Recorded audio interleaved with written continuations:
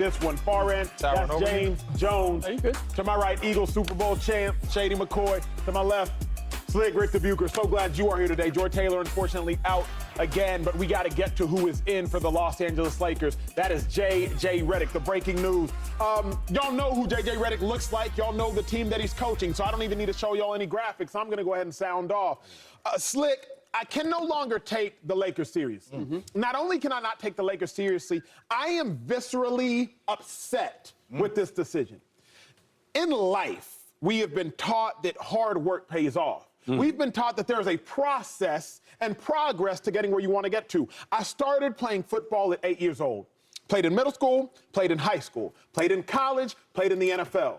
I started on television locally in Austin, Fox 7 Austin in 2016. Then I did a show for the Dallas Cowboys on Twitter. Then I moved up to another network. Then I moved up to now co-hosting this program. There are steps. There are building blocks. That is what we have been taught, particularly in sports, that you eat what you kill. And if you don't kill it, you ain't eating it. But with this J.J. Redick hire, I'm sensing and smelling far too much cronyism. You're just getting hired because your friend is there. See, we've gotten so numb to a lack of work ethic in society.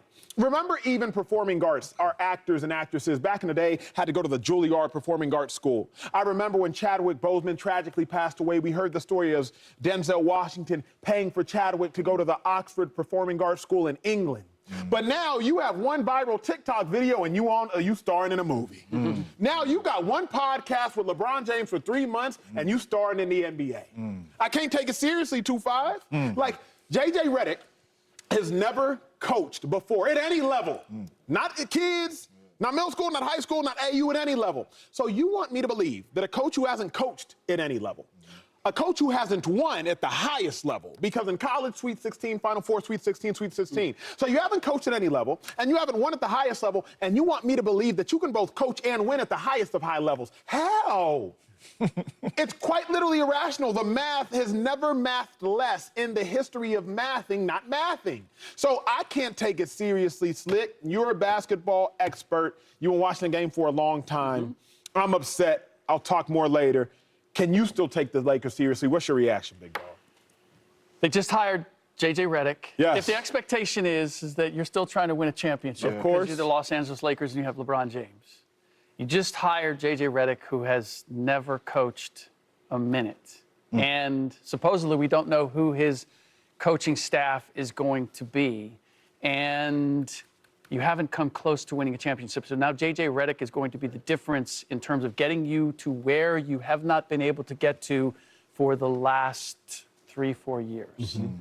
It doesn't make any sense.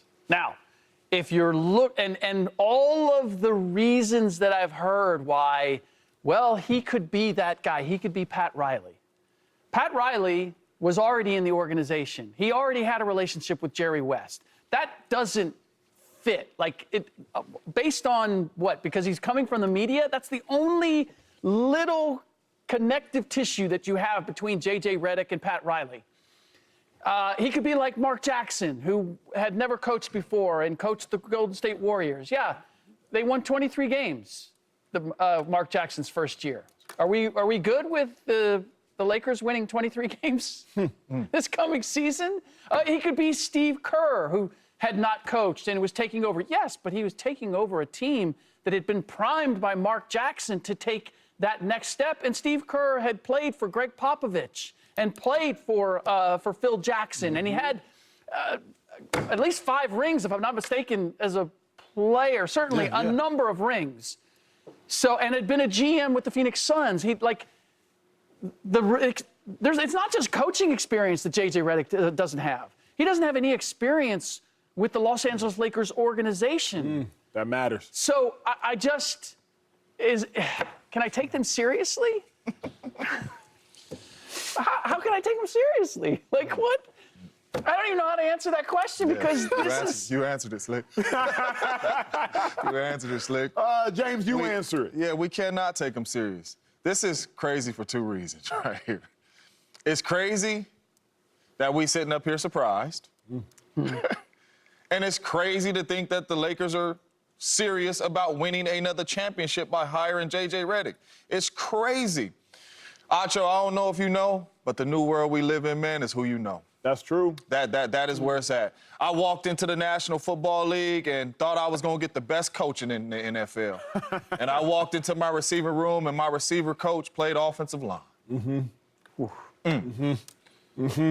he had a really good friend that was a head coach, a really good friend that was a GM. That's the day and age we are living in right now. That's real. That's why I say it's crazy for us to act surprised. We knew once they offered Dan pennies that all along J.J. Redick was the guy to go along with LeBron James and possibly draft Bronny and it be a collective coaching tree over there with LeBron James, whoever his assistant coaches are with J.J. Redick. That's what this is going to be.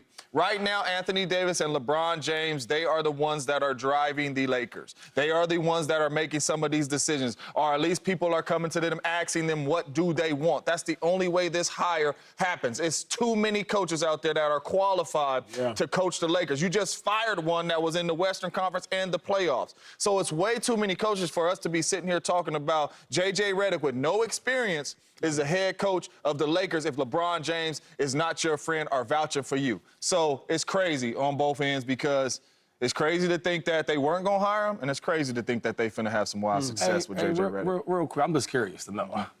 That lineman, that was your coach. No names. You see how I ain't touching No name. I just want to know, like, if you ran like a comeback route or a post corner, So this is would what he try to correct you? This is what I would say. I just want to know, though. He taught paper routes because he did not know. Okay. So all he could teach us is the playbook. Yeah. And I'm like, the plays, and I'm like, hey, bro, Richard Sherman in front of me in press coverage. Darrelle Revis, I can't run paper routes against these dudes. Don't know how to coach you how to run no paper routes. That's That's like a newspaper. That's pretty funny. You know what? I'm going to go in a different direction, guys. I'm going to say yes. I'm going to say yes. Before I give you the yes, I do want to say I kind of do agree with you guys as far as this. He has no real experience, right? Like, why would you hire him? And it may be because he knows LeBron James or et cetera. He may seem super smart on TV, right? So I get you guys, right? And I was big on, like, there's so many other coaches that are qualified. Like, the Celtics just won a championship. They just did that, right? They couldn't get over the hump. They finally did. A guy like Sam Cassell, who was a hell of a player, who was a champion, right? And as a player, as a champion, as a coach. You go from a winning franchise with the Celtics, right? You take that same thing to the Lakers, right? That's what it's about. What have you done? Your resume. Okay, he's a great player, right? Okay, great leader, great point guard. Okay, a champion as a player, champion as a coach. Like, those things matter. So I would take a guy like that who's a player and as a coach. But I'm going to go another direction and say this. I'm always excited when players get the chance to become coaches. I think that in all sports, there should be more players that are head coaches, more players that are coordinators, and more players in the front office with the GM stuff. I believe in that. So I'm just being optimistic about this. Hopefully, J.J. Redick can pull this thing together. Has a really, really good roster, good team, right? Got some superstars, LeBron James, Anthony Davis. So hopefully they make this thing work. I'm just being optimistic about it. I hear you, Shady. I hear you, because I like when players become coaches too. But not if you cheat the system. Darvin Ham played ball, if I'm not mistaken. Darvin Ham, actually, there's a picture of him playing against LeBron James. And Darvin Ham still coached on the Bucks bench, and the Bucks ultimately ended up winning a championship in that 2001 season. And Darvin Ham became a head coach. Like, I'm all for players being coaches, but not at the expense of players who become coaches that actually go through the grind. My man had a podcast, y'all. I really hate how, even in society has become so distant to certain things that we're numb to certain things. Yeah. Like, 50 years ago, it would have been wild. And I was like, oh, yeah, that happened. Oh, I'm not surprised. This is wild. He had a podcast, and he is coaching an organization that Phil Jackson once coached, that Pat Riley once coached, one of the greatest, most winningest organizations in the history of the NBA. Prior to 72 hours ago, they were tied for the winningest NBA organization. And J.J. Redick, off a podcast, I'm not saying he won't succeed. He may, but there's no data to support the hire, and there's no data to support success. See, but I don't like that, though. I don't like that approach. I don't like that take. Why? You know what I'm saying? Because, like, I come from a background where sir. everything ain't fair. Yeah. And coach going to treat me different than going to treat you. Sure. Right? And on TV, they might treat you different than they're going to treat me. Sure. That's how it works. And I get it. I guess it's a you got to earn everything. Everything ain't earned, though.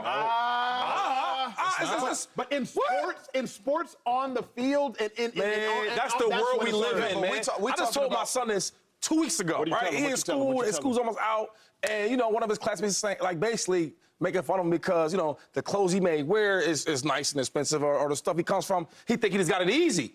And I say to my son, and, right? We're not fair. The other day I was watching the breakdowns of the the NBA draft, all the prospects, right? You got some guys from this school, that school, and all that stuff. And one of the guys that's talked about the most out of everybody is who? Bronny. I don't even know who the first player in the draft's gonna be. Yeah. You know why? Because everything we keep hearing about is Bronny James. And guess what? I'm okay with that. Because everything ain't fair. There's people that, oh man, well, he ain't do this, he ain't do that. So what? So my thing to you is, yes, I get it, right?